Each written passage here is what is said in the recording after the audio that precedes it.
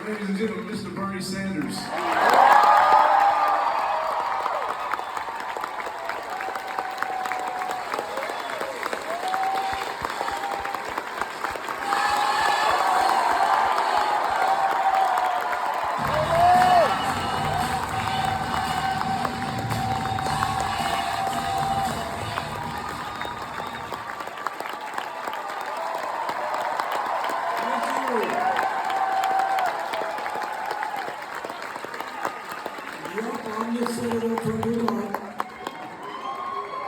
And let me thank the UNCG Black Society Gospel Choir, Jean Nicole, Christina Cole, Erica Andiola, Nita Alam, and John Green for their really great remarks. Thank you all, guys. Let me thank all of you for coming out on this Saturday afternoon.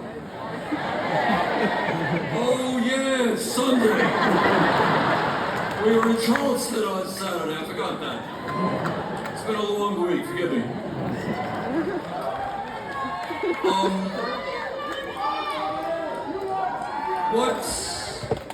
What this turnout is about, and what we just saw in Charleston yesterday, we have seen it all over this country, is the American people are making it very clear that they will not accept or live in an oligarchic society where a few billionaires control our country.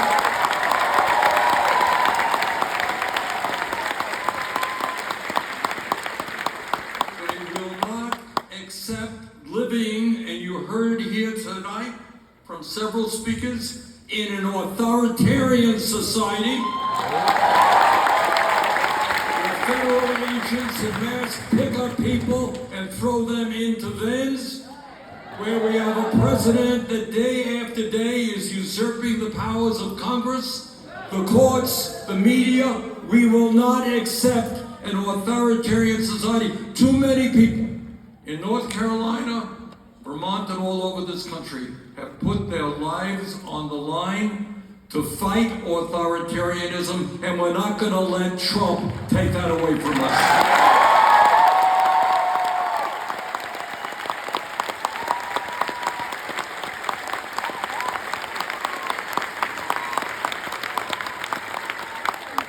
And we are not going to let Trump and his oligarchic friends continue the war that we are seeing against the working class of this country. I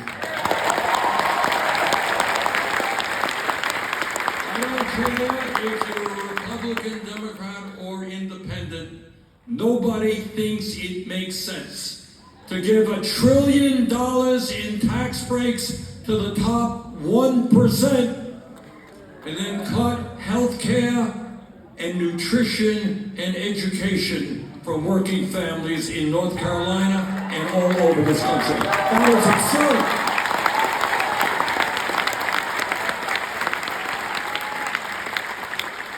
Let me take a moment, if I might, to talk a little bit about what you're not going to see in the corporate media and you're not going to hear in the Senate or in the House of Representatives. And that is the reality of what is going on in the American economy today.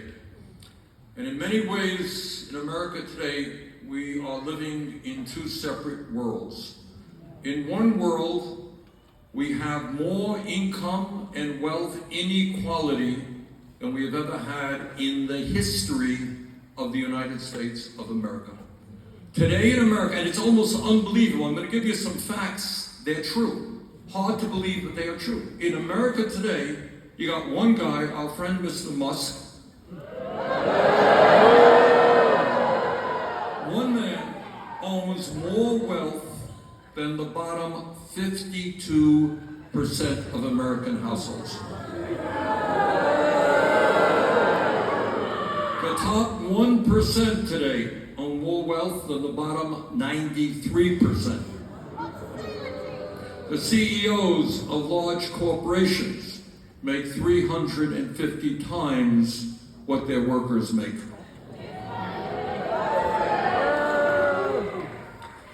But it is actually even worse than that. Because these billionaires and these large corporations are stashing trillions and trillions of dollars in offshore secret accounts. There are some estimates, nobody knows, but there are some economists who think that literally 25% of the value, GDP of the entire world is stashed away by these billionaires. But it is not just, and again, I want to just tell you what you're not going to hear very often. And that is, it's not just massive income and wealth inequality. That's bad. It is unprecedented concentration of ownership. You know what that means? It means that in sector after sector, financial services, agriculture, whatever it may be, you're seeing a handful of large corporations control what is being produced and the prices that you pay. So if you want to know why you're paying high prices, that's one of the reasons. But it is not just income and wealth inequality, unprecedented, not just concentration of ownership that is unprecedented.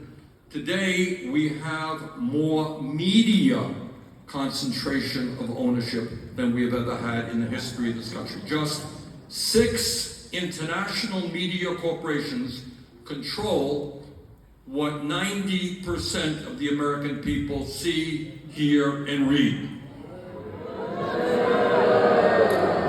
So trying to understand why we are today as a country has a lot to do with the information that people receive. And that information, to a very large degree, is controlled by these huge corporate interests. I'll give you some examples. Elon Musk, who is the wealthiest person on earth, owns X, formerly Twitter. Larry Ellison, the second, I think, or third wealthiest man on earth, just purchased Paramount, which owns CBS. And that's a whole story unto itself. Jeff Bezos,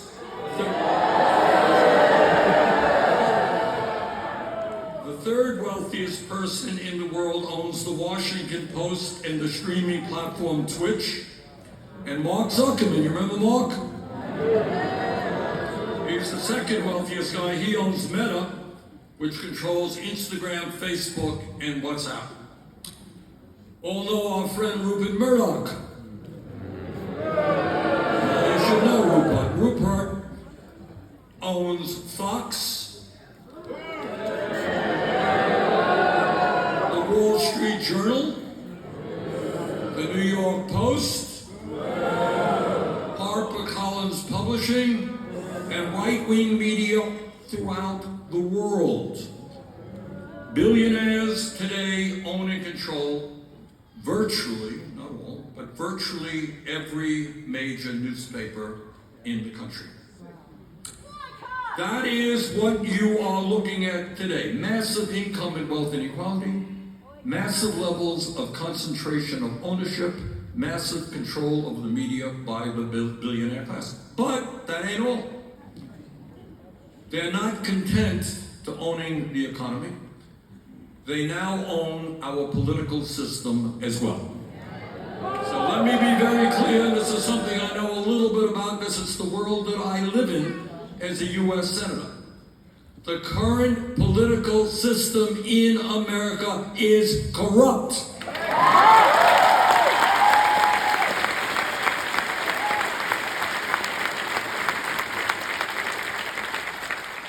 As a result of the disastrous Citizens United Supreme Court decision,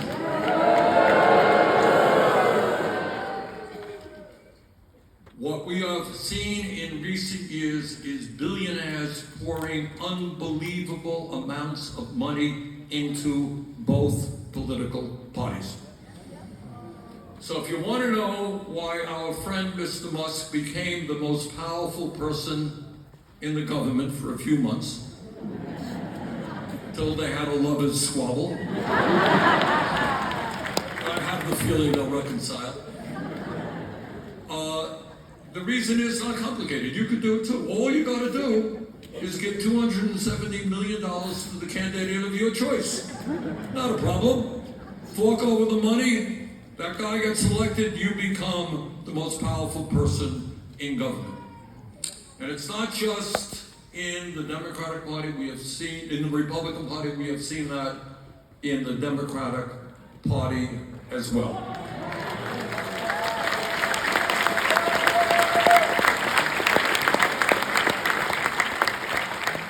So, other than massive income and wealth inequality, massive concentration of ownership, massive corporate control over the media and billionaire control over the political system, we're doing pretty good. Now that's one world.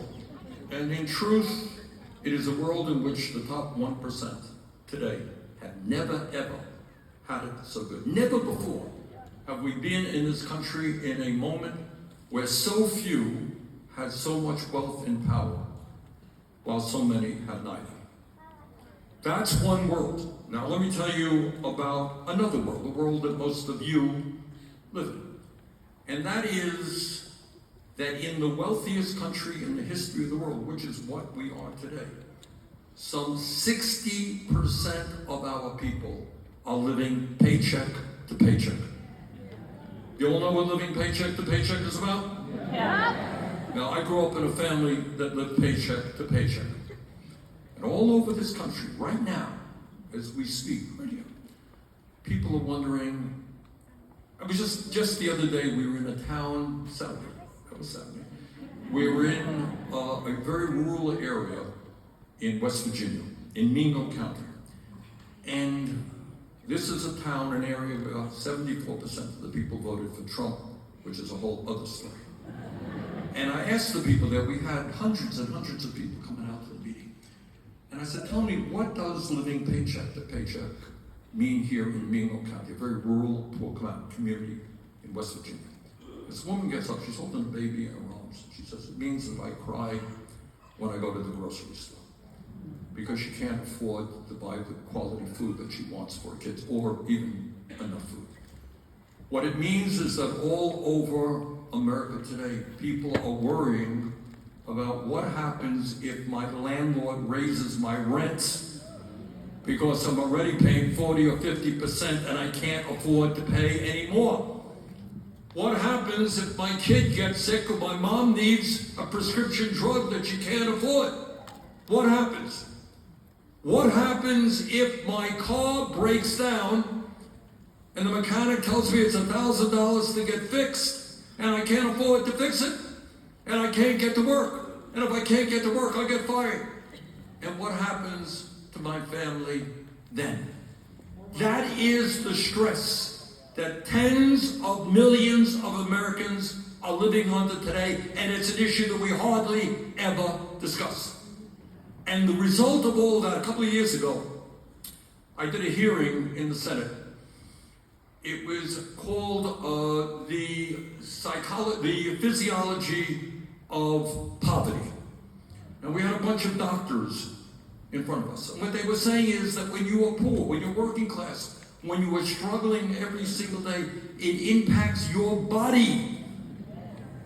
It impacts your mind. We live in a country today where, despite all the amount of money we spend on healthcare, our life expectancy, as many of you know, is like 4 years shorter than it is in other wealthy countries. But what you don't know is that the life expectancy of working class people in America is 7 years shorter than the 1%. In other words, being working class in America is literally a death sentence. How crazy and outrageous is that in the wealthiest country on earth?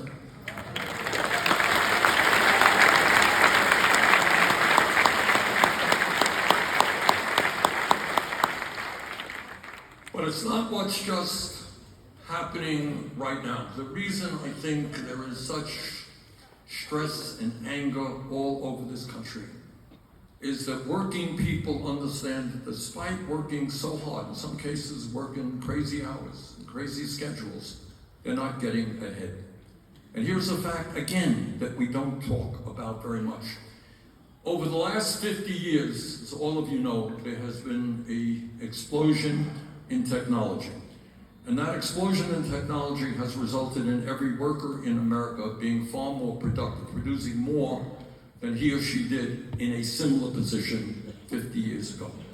Now, what common sense might suggest is that if you are a worker today producing a lot more than somebody did 50 years ago, you would be making a lot more money. Anyone think that's true? It's not. This is really quite incredible, and it just tells you a lot about what's going on in the psyches of the American people. Over the last 50 years, real inflation accounted for weekly income for workers is lower today than it was back then. What a study also showed from Rand Corporation is during that same period, there was a $75 trillion transfer of wealth from the bottom 90% to the top 1%.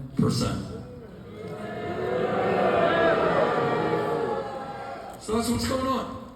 And in the midst of all that, parents all over this country are worried that their kids are going to have an even worse time of it than they do. I mean, what I want you to do is think outside the box. Ask yourself a simple question. How in God's name, in the richest country in the world, should we be worrying, with good reason, that our kids are going to have a lower standard of living than we should? How in the wealthiest country in the history of the world should we have 800,000 people who are homeless? So I heard somebody say, well, I will tell you why. And this is something that we don't discuss at all. And the why is that the oligarchs who run this country are very religious people. Well, they are. They are very religious. Their religion is money. That's right. Their religion is money. And they want, that's right, they worship on the altar of money. And greed is what motivates them every single day. Now you would think that if you had a few $1 billion, you would say, well, that's great. My family, my kids, my great-grandchildren, for 100 generations, they're going to have all that they need. I've done it. I'm really happy. That is not their mentality. And this is what we don't understand. They're not content with what they have now. They want more, and they don't care who they step on to get it.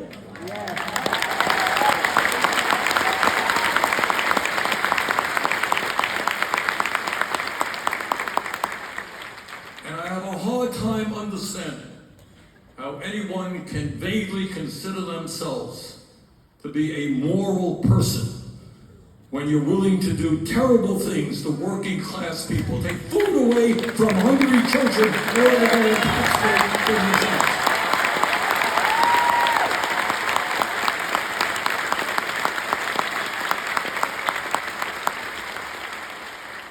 Now, I know there are a lot of people in North Carolina who voted for Trump, and I want to say a word to them. Trump is a pathological liar.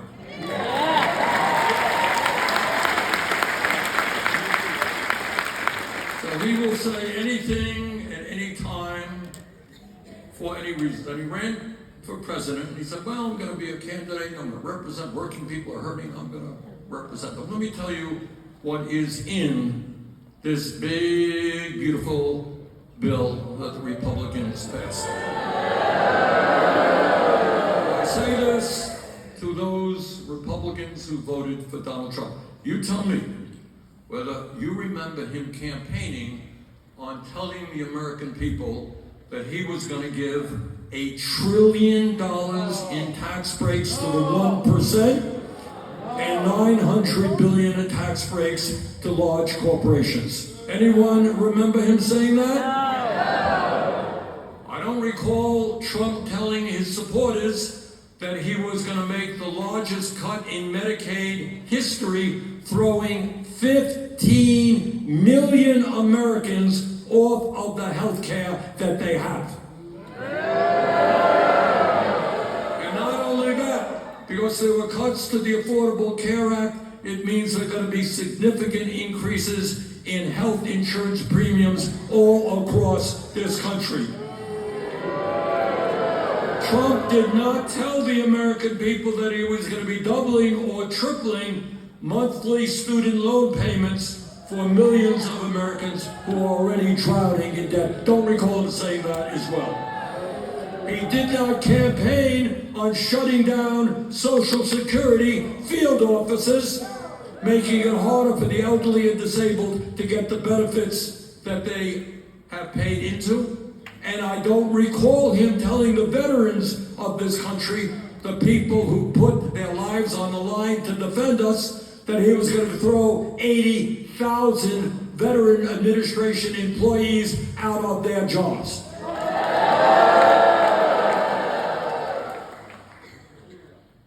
So in other words, when you got in the White House now, after all is said and done, and every day there's another story, I know he's doing this, he's doing that, they move very quickly. But at the end of the day, the bottom line is that you got a president who is surrounded by oligarchs and works for the oligarchs. And I say that remembering, I don't know how it happened, but I got pushed up front when Trump was inaugurated. And I was like a few feet away from him when he took the oath of office. And as some of you may remember, I want everybody to remember this. Right behind him were Mr. Musk, Mr. Bezos, Mr. Zuckerberg, three wealthiest guys in America. Right behind them, seated, were another 13 billionaires who Trump had nominated to head various government agencies.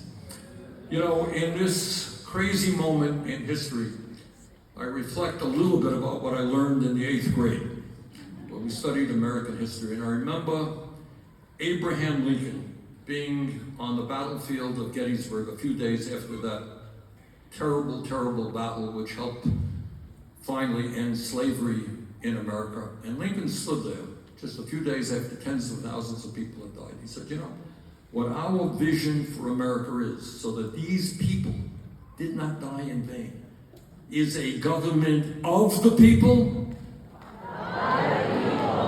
and for the people. That is what we believe in, not a government of the billionaires, for the billionaires, and by the billionaires.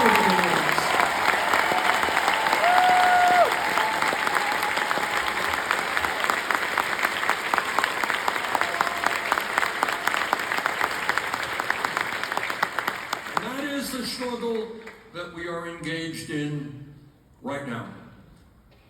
But it is not just good enough for us to take on Trump every day of the week, which is what we've got to do. What we have also got to do, where the Democratic Party has been woefully inadequate, is present an alternative vision to the American people.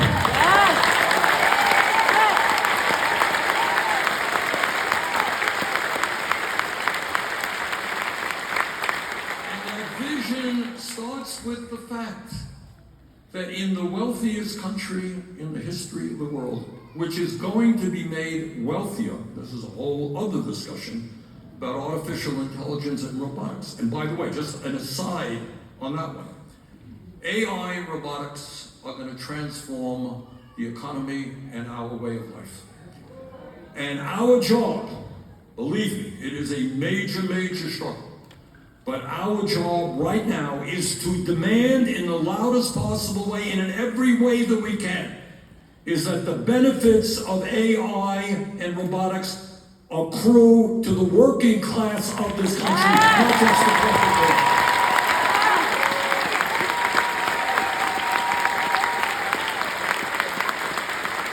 a big issue.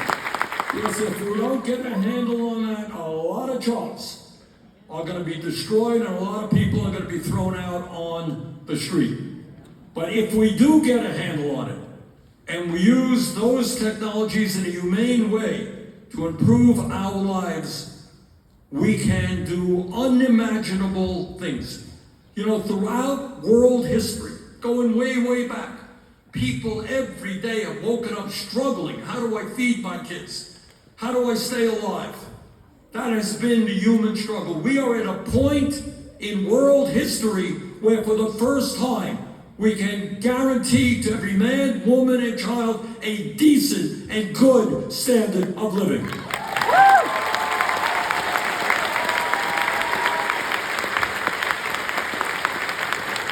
That is not utopian thinking. You know, that's not me waking up in the morning, oh, wouldn't it be great if we didn't have people who are hungry or sleeping out on the streets. That is not utopian thinking. We can do it if we have the right people and the right policymakers making those decisions.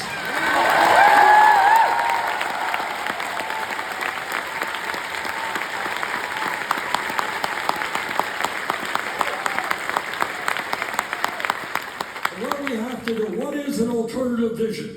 To Trumpism, what is an alternative vision to the Democratic establishment? Number one, health care is a human right.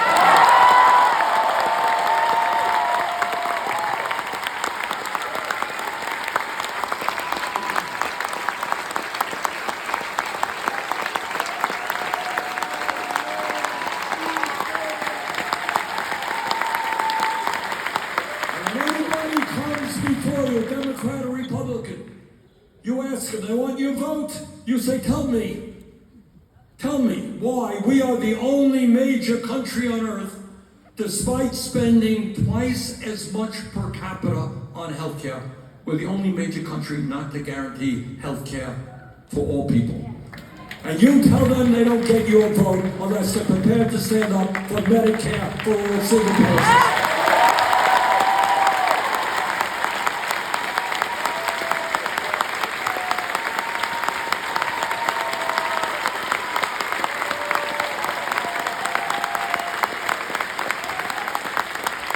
In terms of health care, this is not even a question of money. We are spending more than enough money to guarantee health care to all people. The problem is the current health care system is not designed to provide quality care for all. It's designed successfully to make huge profits for the insurance companies and the drug companies.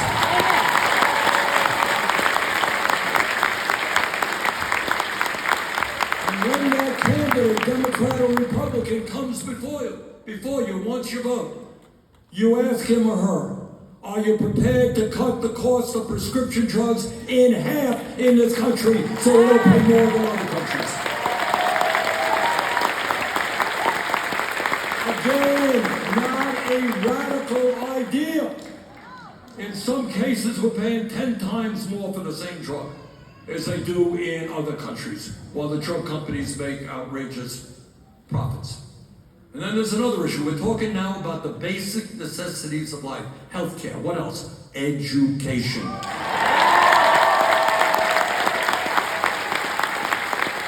So what should we be doing in a civilized democratic society, living in a highly competitive global economy? What do we do? What should we do when we say we love America, but somehow we don't love the children who are the future of America?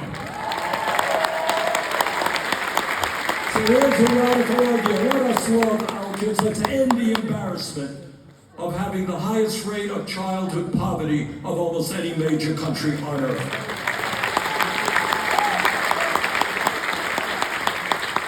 When we talk about education, again, this is not a radical idea. It exists right now in other countries around the world.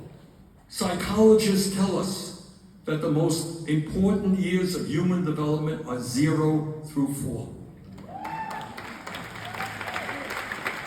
So if we are concerned about the well-being of our kids, and the future of America, obviously we're going to have the best affordable child care system in the world, right? We're going to have teachers who are well paid and well trained.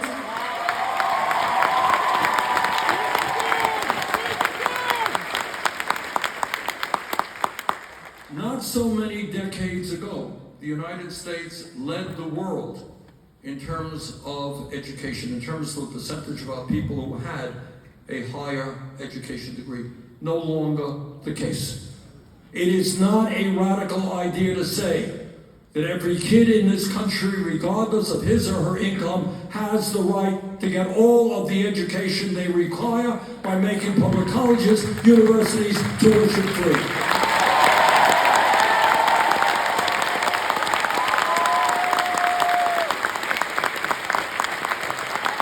Not a radical idea.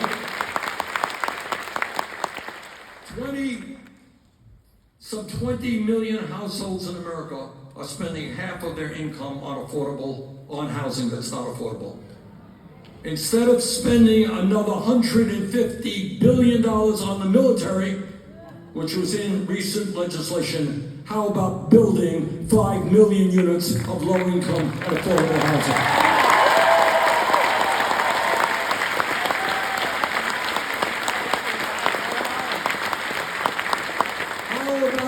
At a time when you got millions of workers earning starvation wages, people out there working for 10, 11, 12 bucks an hour. How about raising the minimum wage to a living wage at least $17 an hour?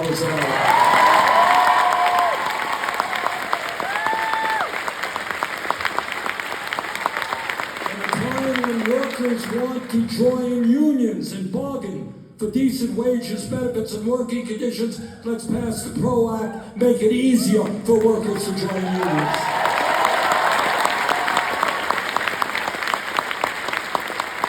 Maybe, just maybe, we should not be one of the very, very few countries on earth that does not have guaranteed, paid family and medical leave.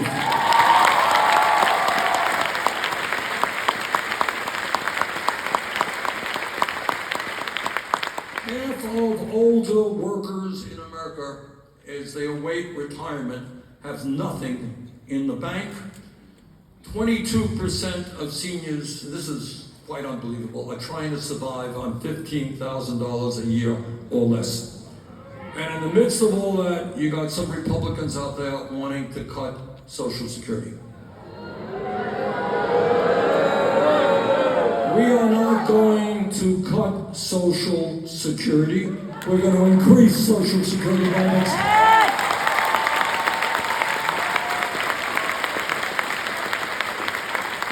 And to the younger people here, let me tell you what you may not know. There was once a time, not so many decades ago, where if you worked for a large company, you actually had, as part of your employment contract, defined benefit pension plan.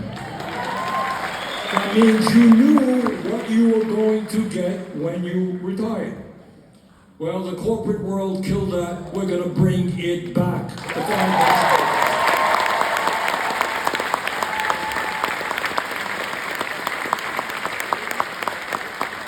it's not just domestic policy that we have got to change. As some of you may know, I've been leading the effort in the Senate to end military aid to Netanyahu and the Israeli.